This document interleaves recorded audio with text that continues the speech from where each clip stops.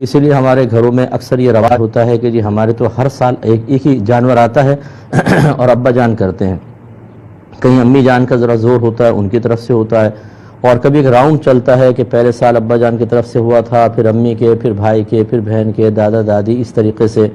بعض لوگ بھولے پن میں کہتے ہیں کہ پہلی قربانی تو سنا ہے کہ نبی کریم صلی اللہ علیہ وسلم کے نام کی ہونی چاہیے، اپنے اوپر واجب ہوتا ہے، اور سرکار کے نام کی قربانی نفلی کر رہے ہوتے ہیں۔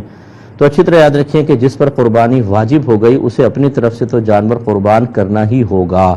یہ تمام جو ہم نے نظام بنائے ہوئے ٹھیک نہیں ہیں۔ اس کے بعد اگر آپ کسی کے لیے کوئی قربانی کرنا چاہتے ہیں تو ایک اور جانور یا کسی بڑے جانور میں حصہ ڈالیں تاکہ وہ نفلی قربانی ہو جائے اور آپ کا واجب ادا ہو۔ اور یہ کوئی قاعدہ قانون نہیں ہے کہ آپ ادب کو ملحوظ رکھتے ہوئے شرعی تقاضوں کو فراموش کر دیں۔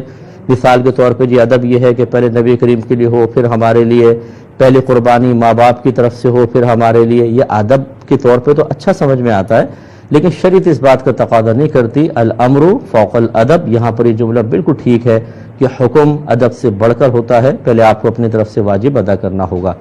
اب آپ ذرا گھر کے لوگ ذرا حساب کتاب کر کے دیکھیں تو یہ ہو سکتا ہے کہ والد پہلے قربانی ہو، زوجہ پہ علیحدہ ہے یعنی امی جو ہیں گھر کی، اور بھابھیوں کے پاس زیور ہے ان پہ علیحدہ علیحدہ قربانی بن رہی ہے، بھائیوں کے اوپر علیحدہ بن رہی ہے، اگر کوئی بیٹی جاب کرتی ہے اس کے پاس تھوڑا بہت جمع ہے اس پہ الگ قربانی بن رہی ہے۔